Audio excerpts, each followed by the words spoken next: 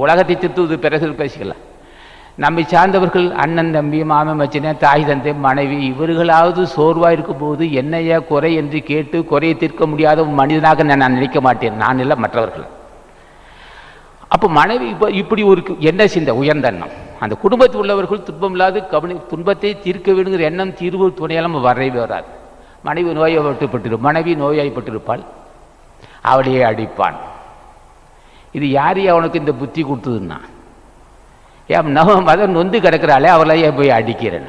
அவள் ஏற்றி பேசிட்டான்னா ஏற்றி பேசுகிறேன் என்னையா நட்ட உன்னை விட உனக்காக வாழ்க்கையை அர்ப்பணிக்க வந்தவ தானே அவள் பேசுகிறேன். என்னடா பாவம், ஏதோ கோபத்தை பேசியிருப்பா, மன்னிக்கிற மனப்பான்மை உனக்கு வேணுமில்ல. அந்த அறிவு யாரையா தருவா உனக்கு? மனைவியை மன்னிக்க மனப்பான்மை இல்லாத மடையா உனக்கு யாரா அந்த அறிவு தருவான்? கோபம் பேச நினைக்க வேண்டாம். அந்த பண்பே இல்லாதவன் நீ எப்படியா உலகத்தை வாழ்வே?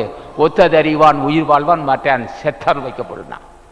மனைவி குற்றம் செய்தாலே மன்னிக்க முடியாதவன் நீ, மற்றவர்கள் குற்றம் செய்தால் நீ எங்கடா மன்னிக்க போகிறேன்? தாய் தந்தை பேசுகிறா, இது தாய் தந்தை கோபமாக பேசியிருப்பா தாய் தந்தை, அதை மனசிலே வச்சுருந்தா நீ எப்பயா உன்னை எப்படி மனுஷனாக சொல்லுவான்னா? அவர்களுக்கு மதிப்பு தர வேண்டிய அறிவு எப்போ வரும்னா, தாய் தந்தை நமக்கு தெய்வம், முதல் தெய்வம் அன்னையும் பிதாவும் முன்னறி தெய்வம்னா அவையார் சொன்னார். அது அன்னையும் பிதாவும் முன்னறி தெய்வம் என்று அறிவதற்கு யார் ஆசி இருக்குன்னா அது ஆசான் ஞானிகள் ஆசி இருந்தால் அன்றி அந்த அறிவு வராது.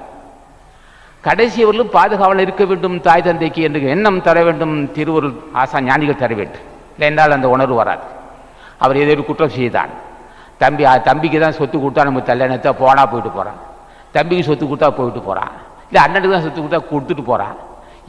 ஏதோ நம்ம பெற்றது கடன், நம்ம இந்த அளவுக்கு பெற்று வளர்த்தான் அல்லவா, அவன் குற்றத்தை பார்க்க உனக்கு என்ன யோக்கியதை? யாருக்கு தருகிறான்?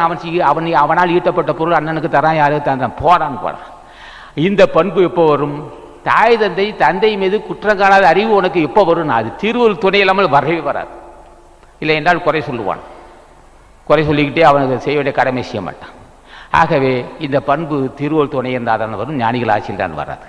ஆகவே தாய் தந்தை குடும்பத்தை சேர்ந்தவர்களுக்கு உதவி, குடும்பத்தை சேர்ந்த உறுப்பினர்கள் அவர்களுக்கு பாதுகாவலாக இருக்க வேண்டுங்கிற உணர்வு திருவருள் துணை இல்லாமல் வராது. அதான் ஒத்ததறிவான்.